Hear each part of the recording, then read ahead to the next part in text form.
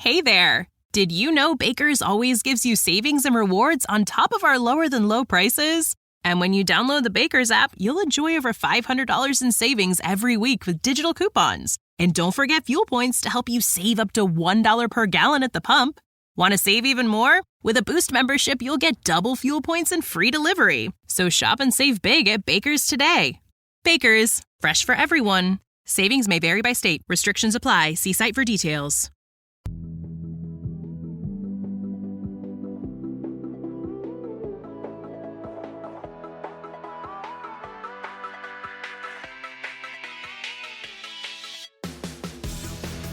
In 2006, NBC's 30 Rock debuted to mixed reviews and modest ratings, but within a few episodes, Tina Fey's workplace comedy, set behind the scenes of a television sketch show, found its footing, and over the course of its 7-season run, would blossom into one of the quirkiest, funniest, and most daring sitcoms on broadcast television. While the show ended more than a decade ago, it remains one of the 21st century's most endearing and celebrated comedies. So listen up, Fives, a 10 is speaking, because the great pop culture debate wants to revisit the wild days of TGS with Tracy Jordan to determine the best 30 Rock episode ever. I want to go to there. Someone get a PA to feed me baby food, or I will drop a D in the green room. I'm your host, Eric Resniak. Please help me welcome my panel of rural jurors for this episode who are having the best days of their flirms. First, as she's told you several times during our years-long relationship, no one gets that reference. It's Amma Marfo. And I still feel angry about it, like Warren Moon must have felt in 1995, well before podcasting. That reminds me, I need to track down Moonvest over by CBS. Better grow up my fingernails. Next, he sure likes them French fried potatoes. He's Brendan Hay. No, I don't, Oprah. I'm starting to get why Mickey Rourke wants you dead. And finally, he's back from doing whatever Liz Lemon said he was doing. It's Kevin Dillon. Eric, I wore Enorme just for the podcast. The #1 fragrance for plus-sized women? Because you are a lady. I also detect undernotes of brash polish. And up in the producer booth, we have Curtis Creekmore, who can't listen to this podcast because he has perfect pitch. Curious about how we came up with these 16 episodes? Check out the primer available on your podcast platform of choice. Make sure you head to greatpopculturedebate.com so you can find the downloadable listener bracket for this and every episode so you can make your own picks and play along with us at home. With that out of the way, I'm going to take some of these blue pills that Dr. Spaceman gave me and kick off the debates. First up, we have 2 unanimous decisions in a Season 3 showdown. The Bubble left Believe in the Stars lost in space, while Season 5's Reaganing proved perfect to our panel, meaning that it was the end of the ball for Season 1's Black Tie. I'm going to briefly speak on Season 1's Black Tie. This is the first up of the show I ever watched. I was watching it live when it aired, and it was a reminder that 30 Rock debuted the same year as Aaron Sorkin's Studio 60 on the Sunset Strip, the dramatic version of the SNL-inspired TV show, and everyone assumed that would be the big hit, and 30 Rock wasn't getting a lot of attention. That's obviously not how it turned out. Black Tie is the episode where the show really starts to find its voice. It's delightfully weird, bordering on surreal, and it has searing in its humor. Paul Rubens as Prince Gerhardt and Isabella Rossellini as Jack's ex-wife are god-tier guest stars, and they crush this episode. It also does a really great job of peeling back the layers on Jack, Liz, and Jenna, while the B-plot has Kenneth and Tracy battling for Pete's soul. It's a strong episode, and it showed viewers what this show could become, but I do agree that Reaganing is the correct show to move forward here because it is the series operating at its peak, and it should advance. So Reaganing will move into round 2. Next, the panel is evenly split between Season 5's TGS Hates Women and Season 3's Reunion. Amma, I'll let you decide whether to talk like a sexy baby as you stump for TGS Hates Women. Kevin, be like Teen Liz and bully us all into voting for Reunion. Amma, please go first. So TGS Hates Women comes pretty late in the series, like around Season 6.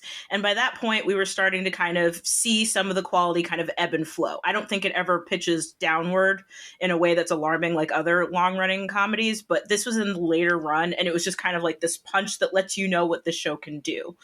So in this episode, they get this critique of TGS not being a good show for women, and they get this criticism from like a blog or something. So they decide to bring on another woman who goes under an assumed name, and Liz just spends all this time trying to like undo this woman's character to prove that she's lying. And everyone's like, you're just trying to be rude to women. It features Kristen Milioti in one of like the first big roles that she had. The line, just the ever memorable line, "I'm a sexy baby." So memorable now that it is in a Taylor Swift song, which I don't know if that's good or bad.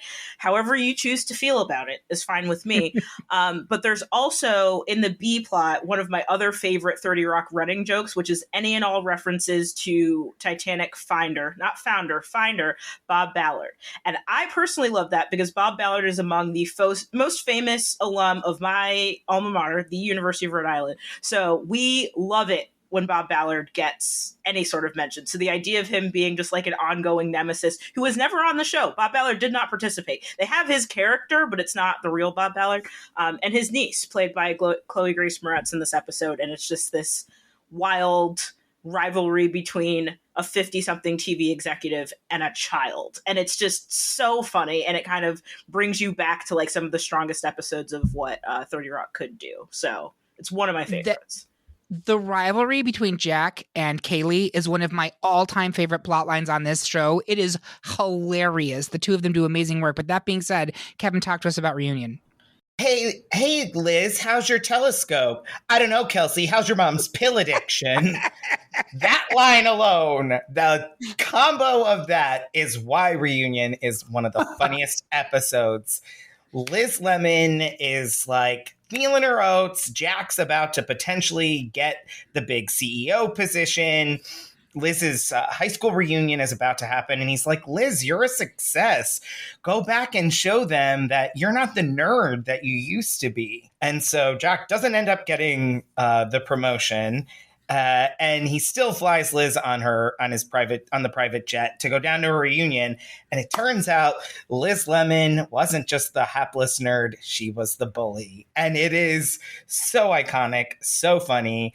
A great cameo from the ADA from SVU. Diane Neal. Diane Neal. Good. It's so good. And the mole, she said that was God pooping on her. Still think I'm as gay as the volleyball scene in Top Gun. Like those lines. And like, I think it's one of the funniest episodes in the show's history. I love it so much. It's amazing. Anyway, Brendan, where are you on this one? This is actually the toughest one in the bracket for me by far of all of them, because I do love both episodes. However, Reunion all the way for all the reasons Kevin said. Also, come on, Lemon. Middle class 38 is rich 50.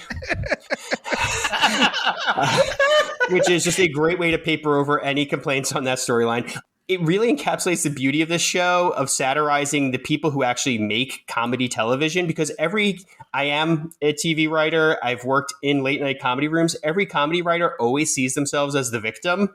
And that is Liz to a T in this episode. She thinks she is bullied. She is the bully. Like, it is just so captures the egos of everybody on TV. And again, I say this as one of them. So I feel seen. Excellent. Thank you. So rewatching both of these, I have to say, I forgot how good TGS Hates Women was. It was a really strong episode.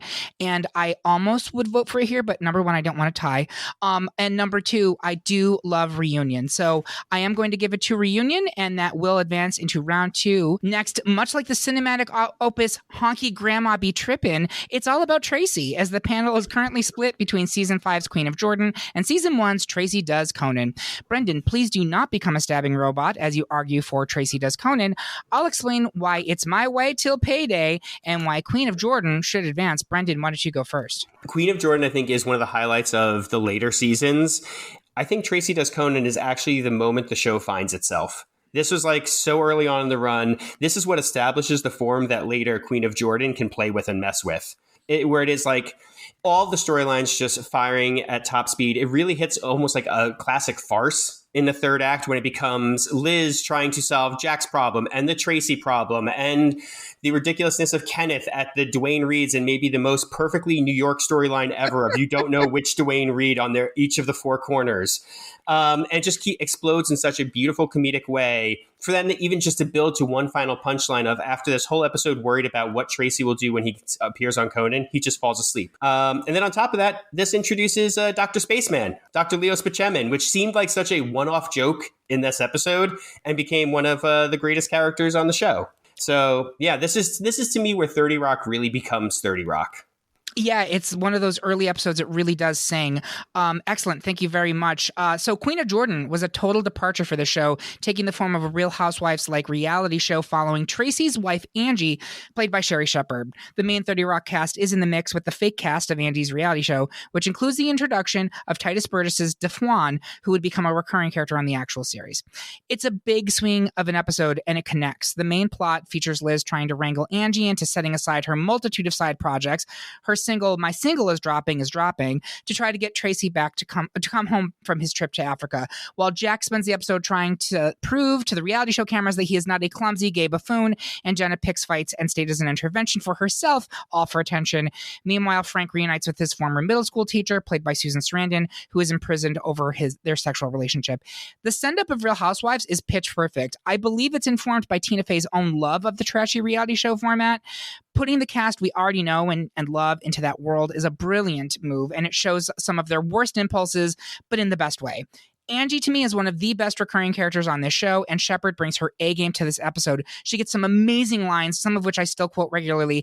"That's white nonsense," in response to Liz Lemon telling her to act like Amy Grant in the Baby Baby video. But there are so many. The joke with Jenna's new commentary website, jennasSide.com, I'm not hearing it, Liz, I'm not hearing it, is so stupid, and it's so funny.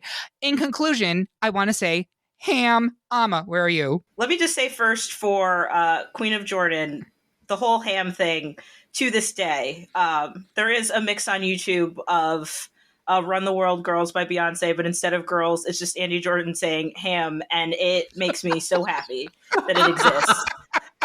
So please go find that if that's the case. But ultimately, I'm going to go with Tracy Does Conan. I do think that it is kind of where the show finds exactly what it is. And when you find that, like, the specific format that they're working in, they're just like, oh no, we're heightening that. Not to mention the introduction of Dr. Leo Spaceman. Anytime I see Spaceman, it's Spaceman now. In fact, there is a Netflix film called Spaceman with Carey Mulligan and Adam Sandler. Every single time I see it, I'm like, oh, Spaceman, good for them. So for that entry into the larger lexicon, I'm giving it to Tracy Does Conan. Excellent. And Kevin, where are you on this one? So you almost had me, Eric. I was thinking about Queens of Jordan and just like how the genocide thing, that was really what almost, because I say that all the time, and like that almost had me, but I had gone with Tracy Does Conan because I second that's where it found its footing. And Dr. Spaceman, like it's just an iconic character and it's so good. So that's where I'm going as well. All right, so we will be moving Tracy Does Conan into round 2. Next, it's another split decision between Season 2's Rosemary's Baby and Season 6's Leap Day. Amma, in this instance, please do follow a hippie to a second location, specifically round 2, as you argue for Rosemary's Baby. Brendan, I hope you wore your blue and yellow and chow down on the rhubarb as you impress us with your knowledge of Leap Day. Brendan, please go first. Absolutely. Happy Leap Day to you all. So yeah, to me, I've always had a special place in my heart for Leap Day because it is the highest degree of difficulty, I feel like, in all of 30 Rock. Like, people give credit to like Game of Thrones for world building. Oh, no. In one single 22-minute episode, they made up not just a holiday, but also its traditions, its merchandise, its in-universe movies. And then with all of this, created multiple holiday episode trope parodies for every character within the episode. It's like the ultimate holiday episode making fun of all holiday episodes. It blew my mind when I saw it because I just was in sheer awe of like how much work they had to do as a room, as an everything there to put that together for just layer on top of layer, making it work with Jim Carrey to shoot what seemed like it would have been an actual movie to live within this world. So I've just always been blown away by Leap Day. And that's why whenever there's the talk of like best 30 Rock episodes, I always want to just cram it in there also because yeah, it gave a whole mythology to a holiday that never existed before and had a hilarious time while doing it. And it was a late season episode. So that's always good to kind of highlight because I do think a lot of people don't give the later seasons of the show as much credit as they should. And this is a later season one. But Amma, talk to us about one of the early season ones, which is Rosemary's Baby. So in comparison to an incredibly strong late series episode, Rosemary's Baby is fairly early on. It's the 4th episode of the 2nd season. And if we kind of have a conversation about when these shows tend to get going, and the 2nd season is where they find their stride, 4 episodes into this is the episode, I'll be honest, in terms of where my bracket went, that this one went all the way. So I've got a lot to say about it. First of all, Carrie Fisher as a guest star. Amazing. Fantastic way of using her as kind of an older woman writer who is getting brought into this space, and they kind of recognize that the affinity of being a woman doesn't necessarily equate with like being politically correct or like doing things that you're allowed to do, and Liz really has to reckon with that in a way that she hadn't previously. The B storyline of this, years ago, I was trying to find this particular scene. It was before everything was on YouTube or Peacock or what have you. And I was trying to have a conversation with my friend Nick about the therapy scene between Tracy and Jack. And I could not remember what episode it was. And I was like, let's just guess. And I picked Rosemary's Baby and got it right. So that alone felt like an achievement. But yeah, so there's this conversation about Jack trying to keep Tracy in line, him not wanting to do it. And through a series of events, it then culminates in this therapy session where Jack is serving as Tracy's father. And he does it in the voice of Red Fox, more or less as Fred Sanford, and Mrs. Rodriguez upstairs, and also his mother, and his mother's white boyfriend. And it's just all of these pieces of Jack ultimately trying to just get Tracy to do his job. And it's this whole separate conversation. So there's all this stuff happening. Curtis brought up, it's also the page off. This is one of those things where when you think about all these things discreetly and then you look at it and you're like, oh my God, that was all one episode. So Kenneth loses his jacket to a fire at the coffee station and he has to get a new one from Donnie, played by Paul Scheer. And they get into a fight. So Jenna comes in and it turns into like this bare shirted brawl, a page off. Pete comes in, is like, none of this is necessary. Just give him a new jacket. And just at every turn, this episode finds a way to like create this, like we talked about, surreal world where like people are just trying to do their jobs. Like we're just trying to get an episode of TV made, but you have this reckoning between past and present. And you have this, how we bring our real selves into the workplace, real in as much as Tracy Jordan can be considered as such. Workplace dynamics among the lowest rung of employees. And it's just so silly and so fun. And just what a wonderful example of what the show could be. Kevin, where are you on this one? I wanted to be you when I grew up. I wanted to be Samantha Stevens. The closest I got was being married to a gay guy for 2 years. That is so, it's Rosemary's Baby. I mean, Carrie Fisher. We open on an abortion clinic and a beautiful mulatto couple. You can't, and then Liz going, I don't think you can say that on TV. I don't think we can say any of those words on TV. Yeah. Please, we would have said this on the Mandrell Sisters. It's like the stupidest thing. I love it. I love Leap Day. I think it's a great episode. I forgot how good it was, but I am giving it to Rosemary's Baby here. I'm sorry, Brendan. No, I totally understand. I also forgot that the page off, I remembered the Jack performance, which is, by the way, one of Alec Baldwin's best acting moments in the show.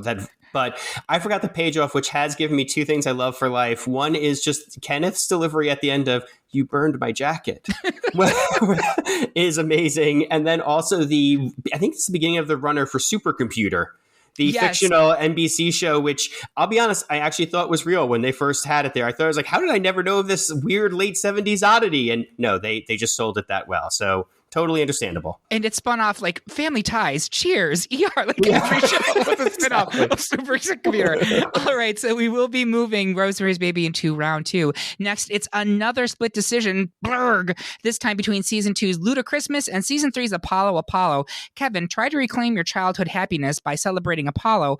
I will join the Lemon Party as I celebrate Ludachristmas. I'll go first. First, let me say that 30 Rock has some of the best holiday episodes of any sitcom, period. Ludachristmas is probably the best known. Ludachristmas has really two main plots. The writer's room is set to engage in its annual debauched office party, including the plague-riddled sex worker, off of whom they will eat salted meats. But it is brought to a screeching halt when Tracy reveals he cannot drink alcohol or get immediately arrested for breaking parole, and Kenneth decides to teach the crew the true meaning of Christmas along with Reverend Gary. Meanwhile, Liz and Jack interact with their families, the cheery, supportive Lemon family, and the introduction of Jack's mother, played by the absolutely incomparable Elaine Stritch, her first of multiple appearances on this show. I tried to pull out standout lines for each episode for me, and I have a few that I would like to recite if you will indulge me. Colleen, You give me 10 minutes with the Lemon family and I'll have them tearing at each other like drag queens at a wig sale. Liz's dad, it wouldn't be a lemon party without old Dick, which I guarantee went over the heads of 9/10 of the American viewing public, but it's such a good line. And then Tracy, the holidays without drinking is rough. Turns out football is boring. My wife's sister ain't as cute as I thought she was, and I cannot play the guitar. So Ludachristmas, everybody. That being said, I'm going to toss it over to Kevin for Apollo. This is a really, I think this was one of my toughest ones because I love both of these episodes a lot. But I think the reason that I love Apollo, one is the Liz and Jenna, Dennis Duffy sex triangle that happens. When Liz notices that something on Jenna's harness is loose and she falls and gets hurt. And then to make it up to her, Liz says, okay, you can show the writers. And Liz did a phone sex line where she's like doing these like movements and you can like see all of her like kind of like facial hair and her awkwardness. And it's just... oh, it's incredibly funny. And then, I think the other thing is just like the Apollo Tracy storyline is really, really, really, really great.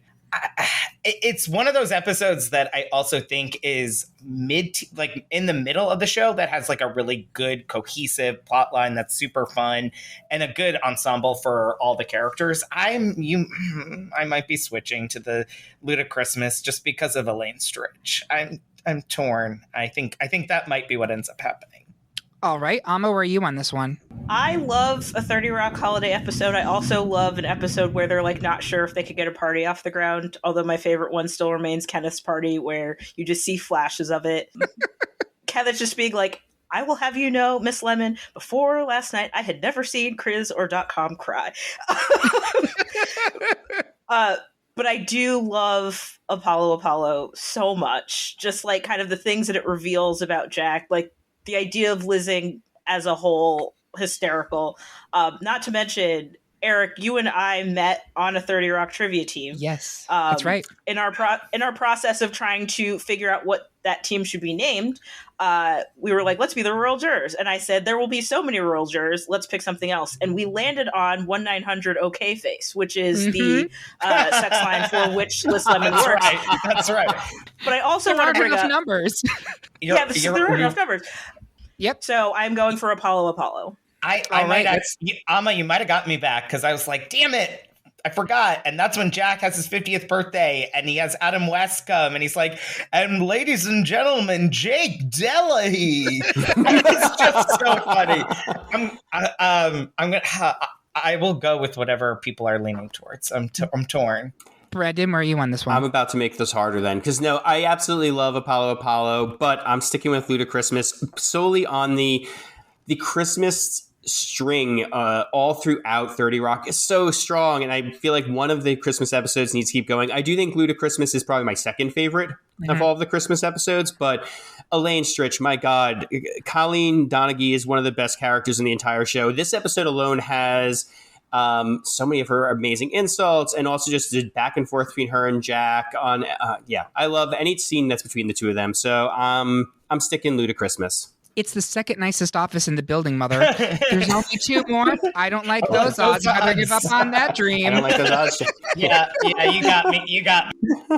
You're back, Kevin? Ludachristmas.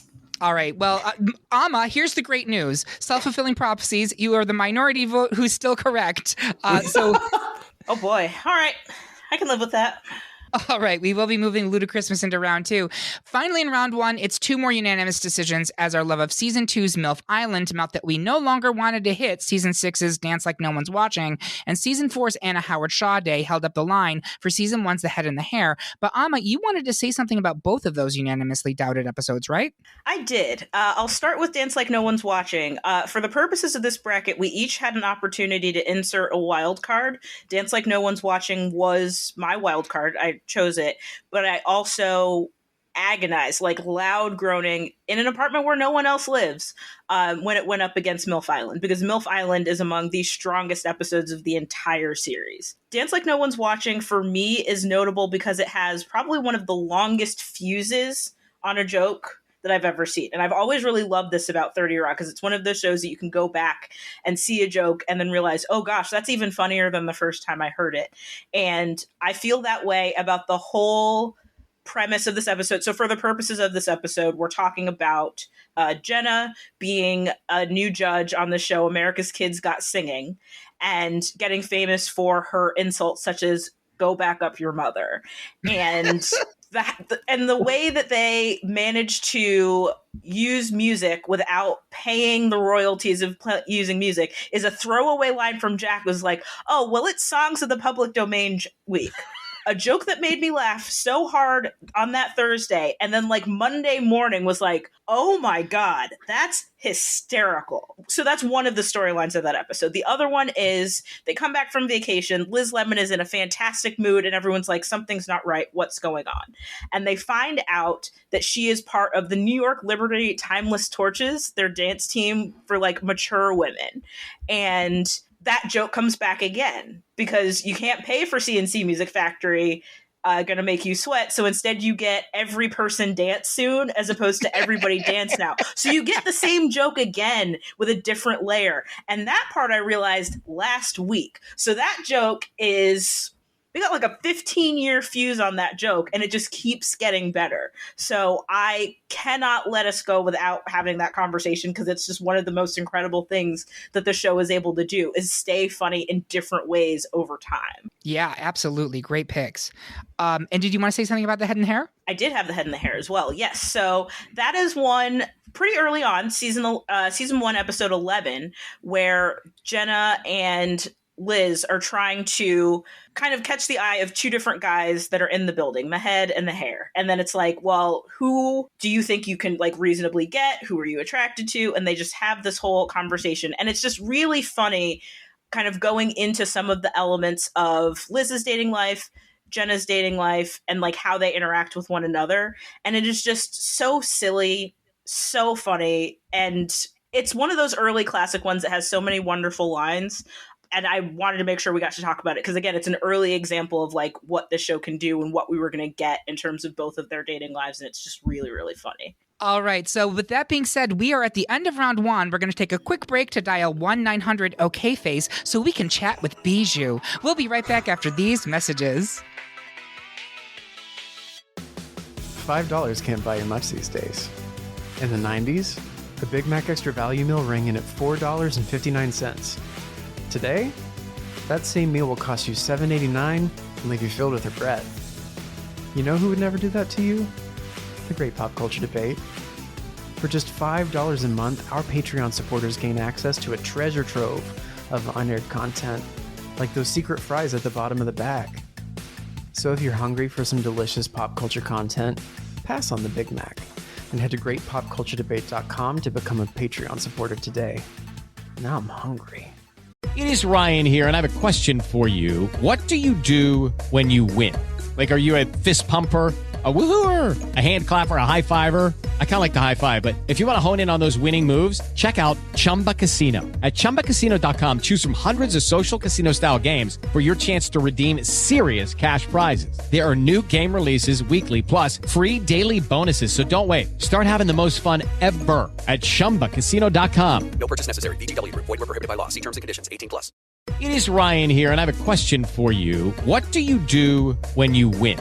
Like, are you a fist pumper, a woohooer, a hand clapper, a high fiver? I kind of like the high five, but if you want to hone in on those winning moves, check out Chumba Casino. At ChumbaCasino.com, choose from hundreds of social casino-style games for your chance to redeem serious cash prizes. There are new game releases weekly, plus free daily bonuses. So don't wait. Start having the most fun ever at ChumbaCasino.com. No purchase necessary. VGW. Void where prohibited by law. See terms and conditions. 18+. And we are back for round two of our best 30 Rock episode debate. Before we get into the Elite Eight, I'd like our panelists to share their social media, what else they're working on, and also what your favorite character on 30 Rock was. I'm going to start with Amma. All right, so my socials. I am on Instagram and YouTube at Amma Marfo. On the YouTube, I have a half-hour comedy special called Enjoy Your Nachos. Please watch it. It's a lot of fun. I had a lot of fun writing it and performing it, and I think you'll enjoy it too. My favorite character, this is such a difficult answer, but I'm going to say Tracy because I feel like the person I probably quote the most is Tracy. The person that feels most unpredictable is Tracy. Just at any given point, the spirit of either improv or just something about who Tracy Morgan is, it's wild. And it's so much fun, and it adds so much character and life to a show that already has so much of it, but he's bringing something really unique. So he is my choice. Lovely. Thank you very much. Brendan, socials, what you're working on, and your favorite 30 Rock character. Sure. I'm still hanging around on the ghost of Twitter, but I'm mostly over at Blue Sky. So that's bhay, bsky.social. I will never get that run rolling off my tongue. Yep. Right now, finished up, but still excited to have come out. Gremlins Secrets of the Mogwai Season 2 coming sometime this year to Max in 2024. And my favorite character, if I'm not overthinking it, I'm just going to say Jenna. Okay. Similar to Amma's logic of she is the one I quote the most. Yep. Excellent. Kevin, socials, what are you working on character? Yes. I still take great medium levels of pleasure in the land that is Twitter, and you can find me there at ET Kevin's Mind. And my favorite character is also Tracy. I agree with literally everything Amma said. His unpredictability is so fun. He is an EGOT, and I love an EGOT. And the episode towards the end where he directs Octavia Spencer, oh my God, who is a female Tracy, it's chef's kiss. It's so great. And I love that he is goofy, and like that his secret life is that he's a regular guy and that all of his stuff is fake. He's just such a cool, fun character. It is so incredible. I really feel that my character, Harriet Tubman, would just walk through this wall. It's so stupid. I love it. Thank you very much. All right. So you can find me at Eric Resniak on Instagram, or just message at Great Pop Culture Debate on Insta or TikTok, or at GPCD on Mastodon. But what you really need to do is sign up for our weekly newsletter, new every Monday at noon. And it tells you about everything new in pop culture that week. Sign up by finding the link on this episode at greatpopculturedebate.com or via our link tree on any of our social media accounts. My favorite character is also Jenna. It's not even close. I identified with Liz at the time, and I love all of the main cast, but Jenna is the most consistently funny character to me, and like in modern television. Like if you did the screen percentage of LOL moments, I refuse to say Ishbal, to her being on the screen, like it's crazy how high it is. Just Jane Krakowski is such a treasure. She maximizes every line that she's given. What an icon. Also, it's time for our Patreon shout out. Thank you, Rebecca Spath, who has been a supporter since we started this podcast in 2020. I would not choose a Teamster sandwich over you, but also I wouldn't need to. I can have it all. All right, so let's move on to round 2 so we can kneel at the moon with Buzz Aldrin. Currently, Reaganing is poised to win re-election in a landslide, but Brendan loves the bubble more than salmon cooked in orange Gatorade. Brendan, pierce through our delusion and explain why the bubble should survive to the final 4. Amma, fix everyone's problems by moving Reaganing into round 3. Brendan, please go first. Sure thing. So yeah, my argument for the bubble is largely, it's one of the ways I feel like 30 Rock's impact remains, whereas at least myself and among, to be fair, the very insular TV writer world I know, the bubble has continued to exist as a term. Where it is, that concept I feel like is something that actually can still get referenced and still lives on. And also, it's just a really funny episode and funny idea. Like, to bring in John Hamm at the peak of his Don Draperdom and then puncture it in such a way and make him such a wonderfully stupid character. The salmon joke, did the woman in the TV say that to you? No, she jumped across the escalator to tell me. All of that is so good. This is also the episode that has that hints years ahead of time at Cosby's drugging and raping, with the great joke from Jack as he's impersonating Bill Cosby, and Tracy calls him out for what he did to his aunt, who was, I believe, the cocktail waitress with the droopy eye. Yes! I was shocked when I saw that rewatching. I was like, oh my God. Yep. No, hidden in plain sight. But going back to just the bubble, Oh my God, just watching John Hamm just gradually fall apart across the episode as he discovers the concept of the bubble and then demanding to go back into it and finding it very ironic, and Liz being unable to pull herself back if that's not what that means. I'm just a fan. I love John Hamm is one of my favorite of the Liz suitors in general, probably after Dennis Duffy. I just always found him funny, and especially once they revealed the hook is that, oh, he's incredibly fucking stupid. Yeah. Just made him all the more lovable to me. So good. Thank you very much. Amma, talk to us about Reaganing. So Reaganing is one of those episodes that, again, just kind of like shows the height of like what the show can do. And it's a really interesting showcase for Jack, who just kind of has that personality of being like, whatever I'm doing is right. I can do this for everyone. So he's trying to solve problems for Liz. He's trying to solve problems for Tracy. He's realizing that he's not actually as good at problem solving as he imagines. But just like, especially with the Boys and Girls Club commercial and like the looping of it and just the reminder that Tracy cannot be controlled at any cost, no matter how good of a day Jack is trying to have. Absolutely hysterical. And then kind of the Reagan tidbit that they end up using. It's like, just give him jelly beans, he'll chew, and we'll put it in afterward. Just so funny. I don't know. I guess I really love it. What I'm learning about myself is like a show that is like speaking about conservatives that lionizes Reagan, but in a way that like you clearly know, like, hey, let's not do that. King of the Hill has another joke that's like this, and I always love it when it comes up. The B plot of this one is a grift with Carvel cakes that involves Kenneth and Jenna, and then later Kelsey Grammer, the actor. Not Kelsey Grammer as a character, but they get Kelsey Grammer to help them pull this scam at Carvel to get unlimited cakes through their birthday club program. And just the idea of those two plots coexisting alongside each other is so funny. And this is a really hard matchup because I love John Hamm. And I, to this day, would like swear up and down it is infuriating that he is also funny because he's too hot for it, and that is for people who are only a little bit attractive but very funny, such as myself. So to be that hot and also very funny, I'm furious, but he pulls it off so beautifully. So frankly, I would be happy with either of these moving forward, but I personally am stumping for Reaganing. Excellent. Kevin, where are you on this one?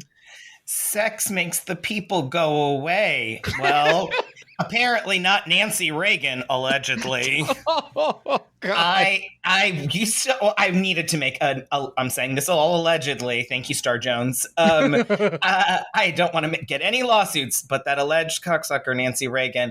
I love that episode, Reaganing. I had not watched it in a really long time, and it is just so funny. And the short grift is one of my favorite like B plots. It's so great. I love both of these episodes deeply. I love the John Hamm character. I agree with everything Amma said. Like, it's not fair that he's both that hot and that funny. Also, apparently, pack in. But what really, Amma, what you brought me home was that stupid subplot with the cake grift, which is, by the way, based in reality on the Lohan family. This is true.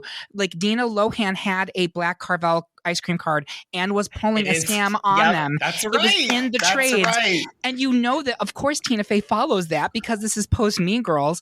She had to know who Dina Lohan was. But the best friend gang, the Frasier cake, like absolutely hysterical to the point where, and it loops back around when after they pull the scam on the poor woman at the Carvel, she quits her job and says, I'm going to go back to working under that bridge, where earlier in the episode, Jack and Liz had been accosted by a prostitute who's like, you want it? They're like, how about three of us, $30? We can do it in my car. I'll take off my leg. We can do it for $50. Like it's absolutely nuts. But I believe that is 3 for Reaganing. I'm sorry, Brendan. We were going to puncture the bumble. Totally fair, because I also, that B plot from Reaganing is one of the all-time best. And then they have to beat Kenneth out of the best friend gang. So great. We will be moving Reaganing into the final 4 next. It looks like Reunion is currently set to advance over Tracy Does Conan. Does anyone have any objections to this? Amma, I know you were on the fence. I will allow Reunion to go forward. I have made peace with it in my heart. We're not going to carry Liz Lemon, but we will be carrying Liz Lemon and Reunion into round 3.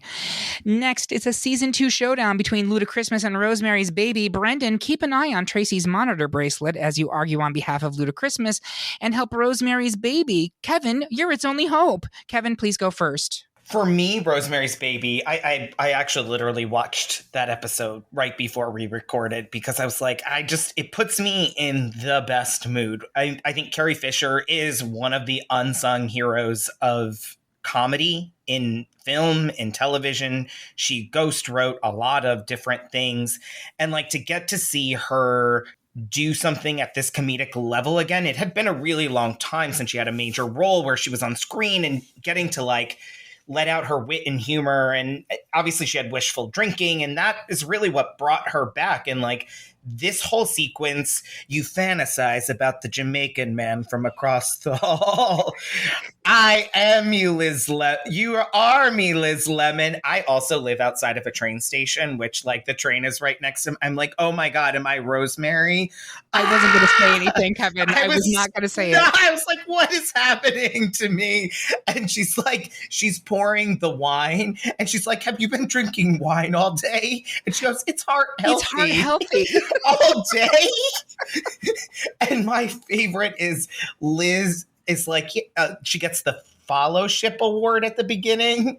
And she's like, Pete's like, when has Liz ever liked people? Why would she get a fellowship? He goes, no, a fellowship. And then it's because she did the GE microwave commercial.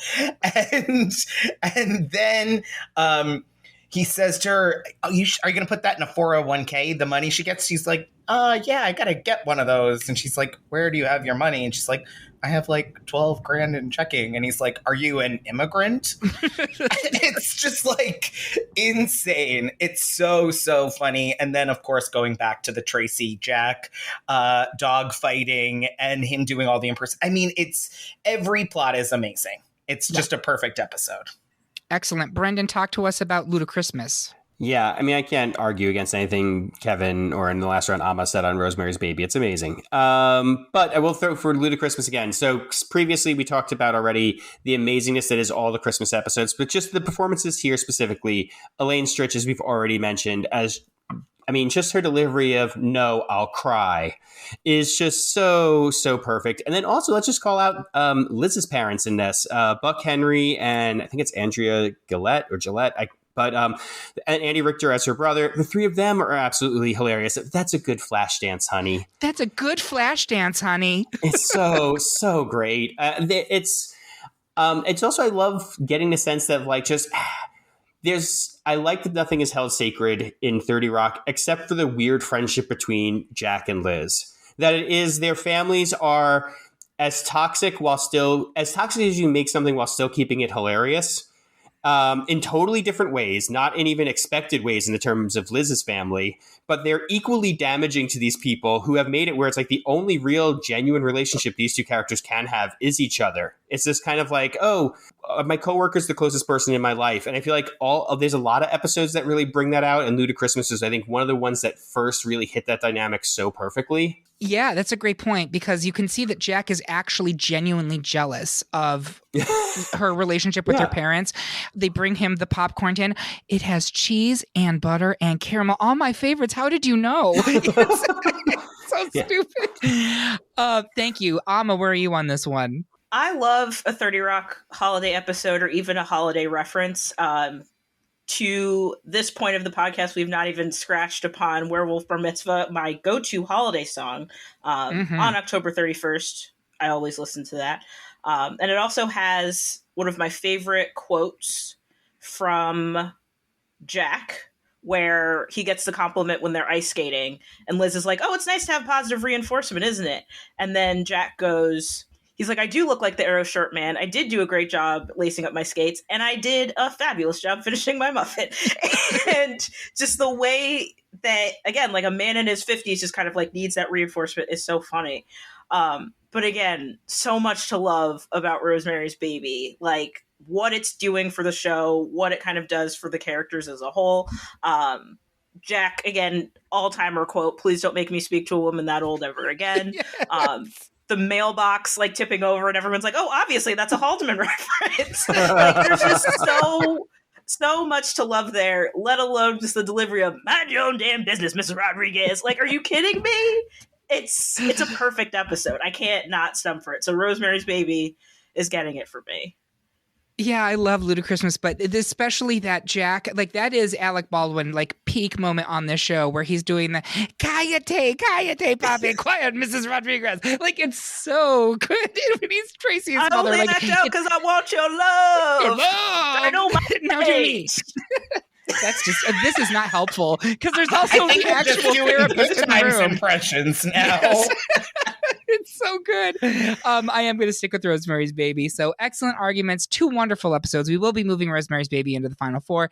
Finally, in round 2, the majority of the panel wants to stay in Erection Cove with MILF Island, but Brendan is, appropriately, the single panelist who wants Anna Howard Shaw Day to continue. Brendan, that ficus sure looks a lot like John Bon Jovi. Have your way with it and get us started. I'll keep it tight as I argue for MILF Island. In my opinion, one of the most masterfully constructed episodes of this or any sitcom. It has plots upon plots, layers upon layers, and Liz, like Deborah on MILF Island, played the game so well. The squeeze that Jack puts Liz on to reveal the truth is easily the best part of this episode.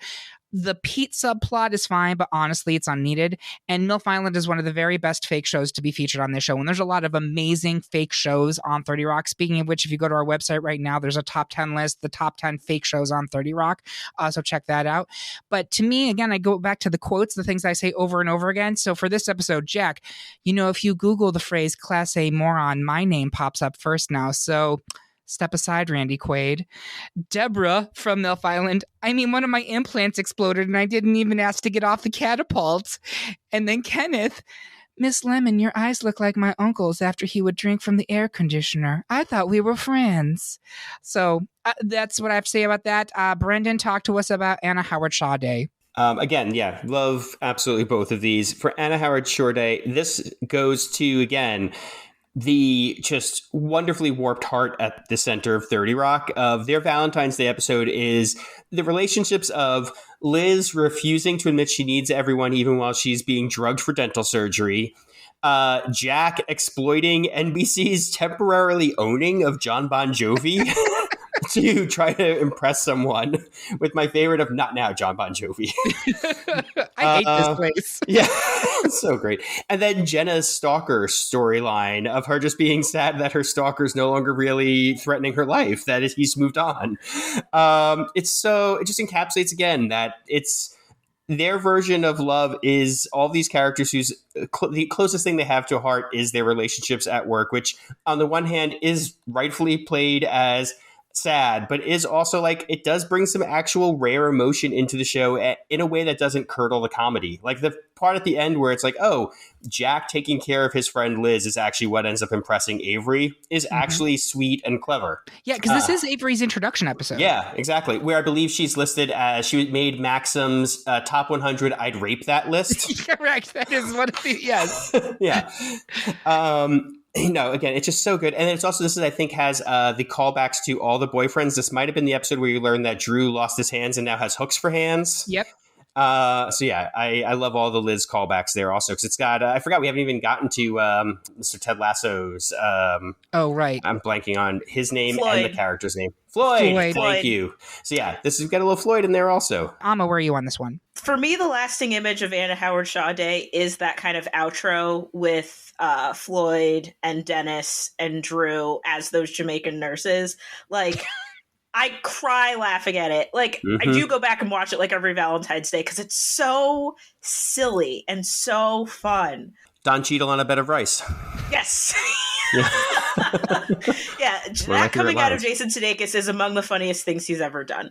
And yet, when it's up against something like MILF Island, which is one of the most intricate, like, again, it's risky in a way that, like, Queen of Jordan was also risky, and just, they pull it off with flying colors. It's incredible. So I would love to stump for Anna Howard Shaw Day, but in this case, it is up against something that is so powerful. I got to give it to MILF Island here. Kevin. While the Pete storyline is not the best, the fact that he throws his shoe and calls himself is one of the funniest things that has ever happened to Pete. And it's just so perfect. It's MILF Island for me, but I like both of these. Again, these are hard because I like both of them, but so I don't really mind in the end. I think that's the thing with this. It's kind of more fun because this show is just the best. Well, I think it's appropriate that something is hard, and it's MILF Island. So we are going to move that into the final four. And with that, we have our final four. We're going to take a quick break so we can get business drunk. More business juice, please. We'll be back after these messages. These days, there's so much great TV. Sometimes you just don't have the time to tune in, but you're still itching to know what happened. Or maybe you watched the episode and just want to yell into the void and see if others agree. Well, if you aren't reading our episode recaps, you're only getting 3/4 of the story. The Great Pop Culture Debate publishes weekly recaps of some of your favorite television franchises, so you can stay up to date without even watching. Head over to greatpopculturedebate.com and make sure you never miss a moment. And we are back with the final four of our best 30 Rock episode debate. At this point in the show, I always like to take a step back and see if it matches up with where I thought we would go. This one's a little bit weird because, frankly, all 16 of them were excellent, and it could have been anything. But I do think we have four terrific finalists here. It's Reaganing versus Reunion, Rosemary's Baby versus MILF Island. That's a lot of season 2 and 3 episodes, I think. And then I think Reaganing is a 5 or 6. So that makes sense to me. Let's get into this. We're going to go around the horn. Reaganing versus Reunion. I'm going to start actually at the back of the pack to give a break. Kevin, where are you voting? I knew you were going to start with me. This is so tough. I actually think I've switched these like back and forth a bunch. Eric, can you speak while I do the mouthing of the words? No, I'm just kidding. Like Tracy in the commercial. I have some jelly beans for you. Yeah, give me some jelly beans. I think I'm going to switch to Reaganing, and I think it's just such a perfect episode in every story. It's the best friends gang mixed with the fact that Liz goes to the wrong airport to pick up Matt Damon's character. Carol. Yes. Carol. And I really love Reaganing. I think it's really, really a funny episode, and it also has some Jonathan in it, who we haven't talked about quite yet. And Jonathan saying that Liz always ruins things is just perfect. He's not wrong. All right. He's so not. That's one for Reaganing. Brendan, where are you on this one? Reunion made it so that you could say cat anus 3 times on TV. And to say cat anus 3 times on TV, that's a celebration for cat anuses everywhere. So Reunion. I stay with Reunion. Okay. That, by the way, is the limit that we can say that word on this episode. Amma, where are you? So this final four is 3/4 of my final four, including Reaganing. So I'm going to keep Reaganing here. I do think that, again, it's such a really interesting examination of like who Liz and Jack are to each other and kind of person that Jack is. And again, like Best Friends Gang is like one of the silliest but most fun kind of like capers of the B stories. So I'm giving it to Reaganing. I'm also going to give it to Reaganing. I love Reunion. It's a great episode, but in terms of like a complete full episode where the episode itself is literally Reaganing. Like it is absolutely perfect. There's not a thing I would change. So for that reason, I am going to give it to it. So Reaganing moves into our final two. Next, it's Rosemary's Baby versus MILF Island. I would like to start with Brendan on this one. Where are you going? Rosemary's Baby, for all the reasons said before. MILF Island's great, and also special shout, I know you already said, to the TV show within the TV show, but Rob Hubel as the host of the TV show within the TV show. Absolutely fantastic comedic performance, delivering every ridiculous aspect of MILF Island, from Erection Cove to the top, you must leave your bikini top behind. But that said, no, Rosemary's Baby. Also, yeah, Carrie Fisher might be the best guest star out of a long list of amazing guest stars on the show. Yeah, she's amazing in it. Amma, where are you? I'm giving it to Rosemary's Baby. I love MILF Island so much, but at the end of the day, just like when I think of like a 30 Rock episode, if I were to just like pick one at random, like what was I going to watch right now? Rosemary's Baby, every single time. Kevin, where are you? I think I'm going to go with Rosemary's Baby. And I think I agree with everything that's been said. And I really it is the perfect episode. Like I said, I watched it right before this, and it was a joke a minute episode. Like there's no breath. Like I literally could quote 20 lines and my brain is going a mile a minute.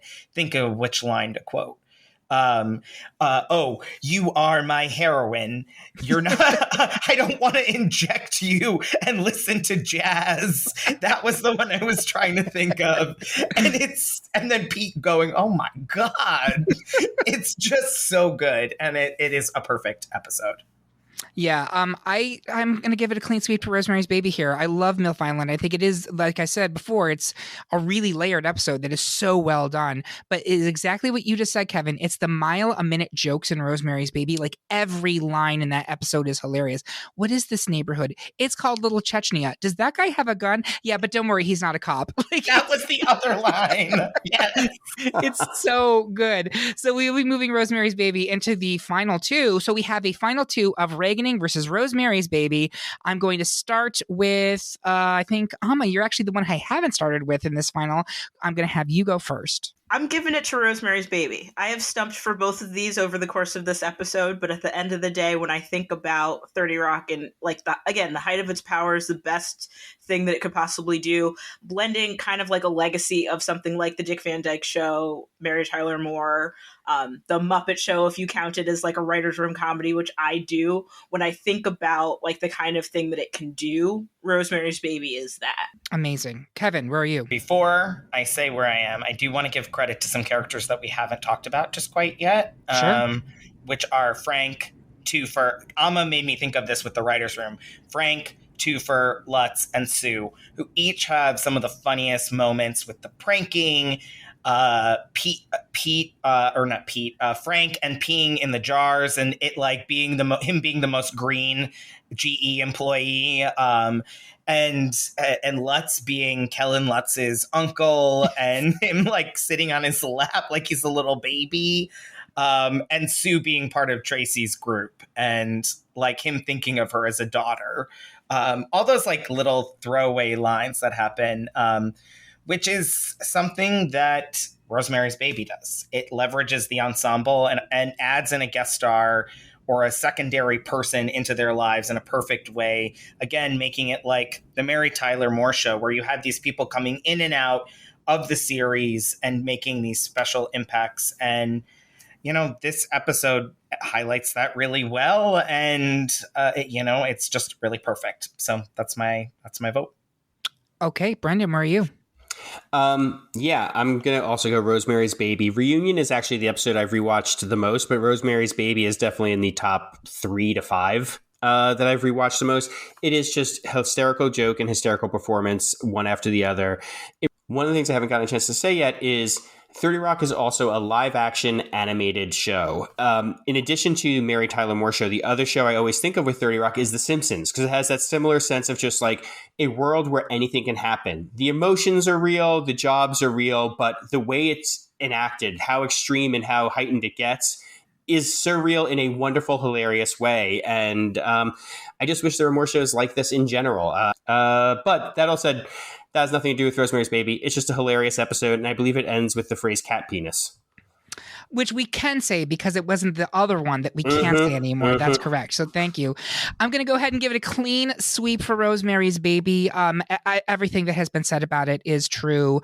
I think it is an absolute perfection of an episode for really what is an absolute perfection of a comedy series. What a blessing this was, right? Like, I think it was such a smart little gem of a show, and I'm glad that we have it. But there you have it.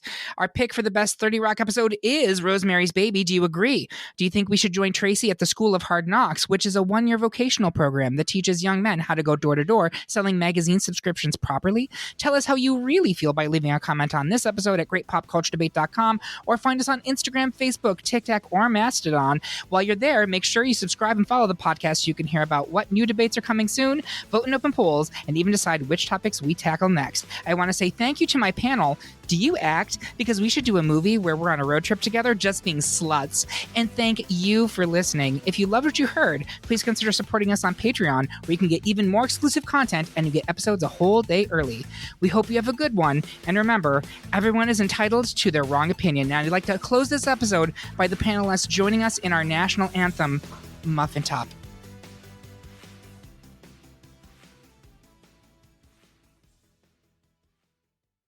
Judy was boring. Hello. Then Judy discovered ChumbaCasino.com. It's my little escape. Now Judy's the life of the party. Oh, baby, mama's bringing home the bacon. Whoa, take it easy, Judy. The Chumba life is for everybody. So go to ChumbaCasino.com and play over 100 casino-style games. Join today and play for free for your chance to redeem some serious prizes.